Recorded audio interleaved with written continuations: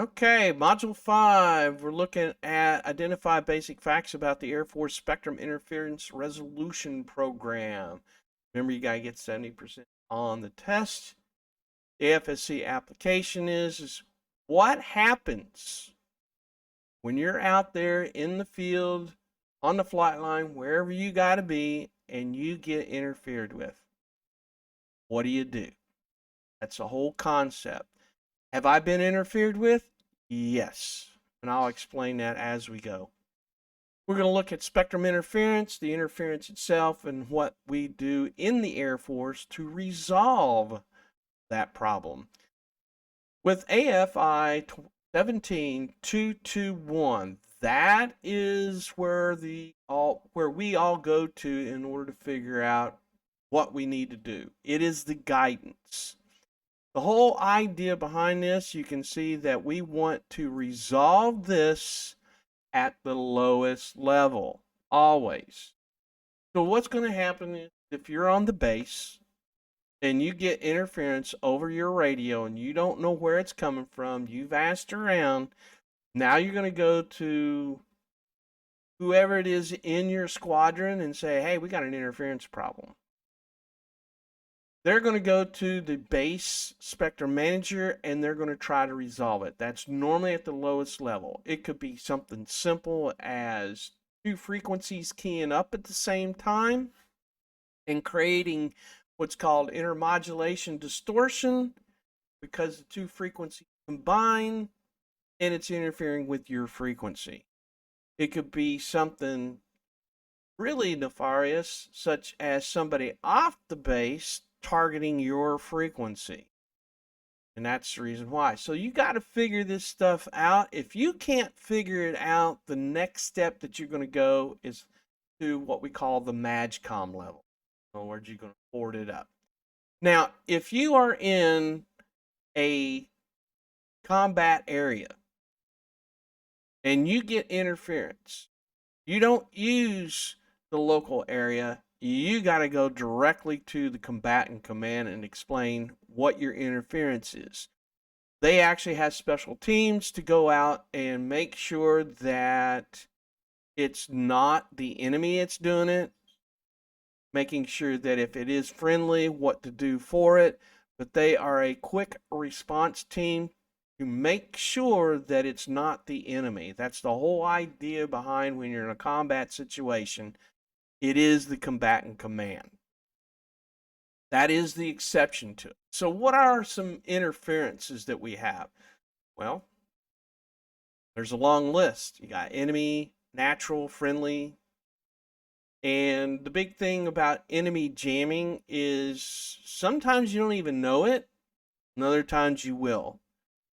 I've seen it to where people just key up the radio, whether on purpose or accident.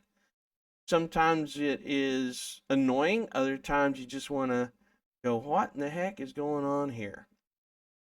There is some possibilities we described earlier about electrical current getting on your equipment like a 50 cycle or a 60 cycle hum.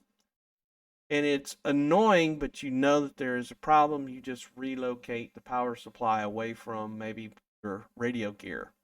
There are natural items such as lightning. And the whole idea behind this is do have interference. Make sure that you try to get it done on a lowest possible level. And if there's multiple interference problems, you got to go with the most priority cases. Now, I've had this interference back at Hill Air Force. And what would happen in my 3 years that I was there is approximately the August time frame, sometimes a little bit earlier in July, we would start to get interference on 3 different nets and they all sounded the same. It was an annoying interference, but it didn't prevent them from communicating with each other. And I'm pretty sure it was the CE, which had the fire and the quick response teams there. The Ambulance at the hospital was another one. They had their own frequency and it was interfering with them. And trying to think of the other organization, but there were 3 organizations creating, that this interference caused problems. Now, it didn't last too long. Sometimes it would last, 2 or 3 minutes.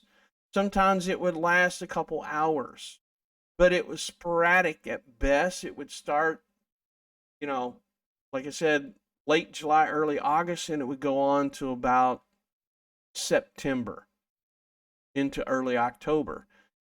So my last year there, we realized that we do have a problem. It was starting to stay longer. So we got the Spectrum Manager guys.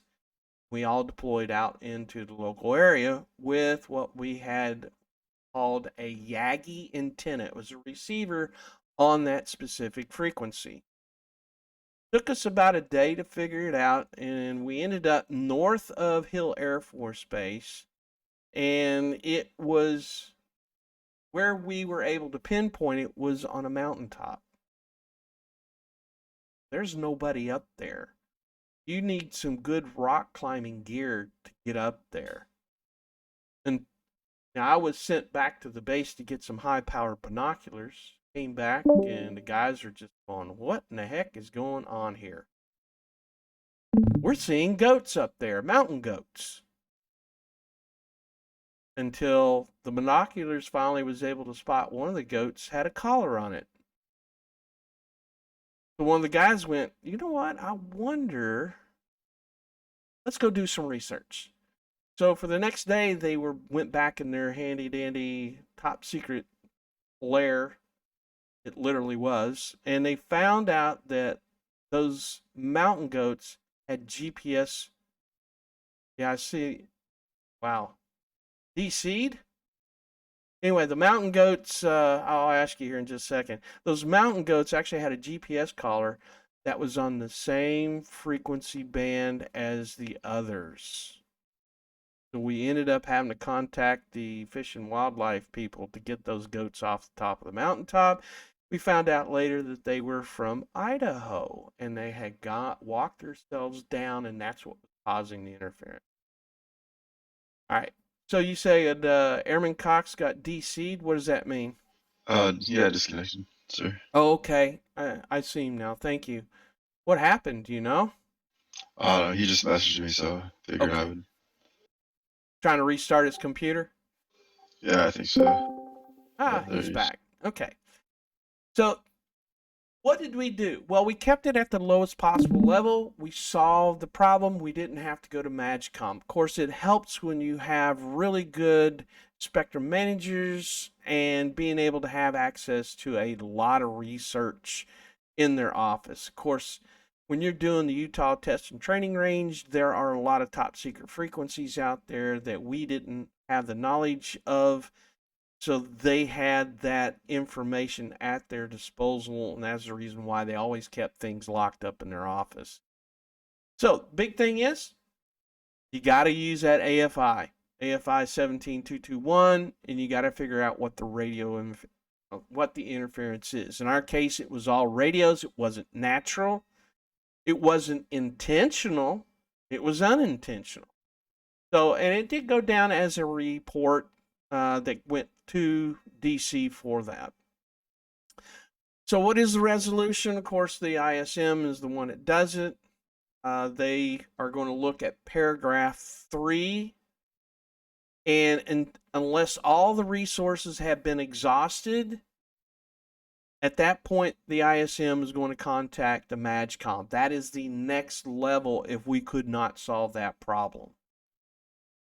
So in summary, we have the spectrum interference, the interference itself, and the resolution. So remember, the AFI 17221 is where you got to go. You got to reference paragraph 3. You always do it at the lowest level. However, there is the exception is if you are in a combat situation, you've got to go to the combatant command in order to report that. Any questions? Mr. Mayor, Yes. you've got quite a bit of static periodically coming through your mic, sir. Okay. I will stop at this point.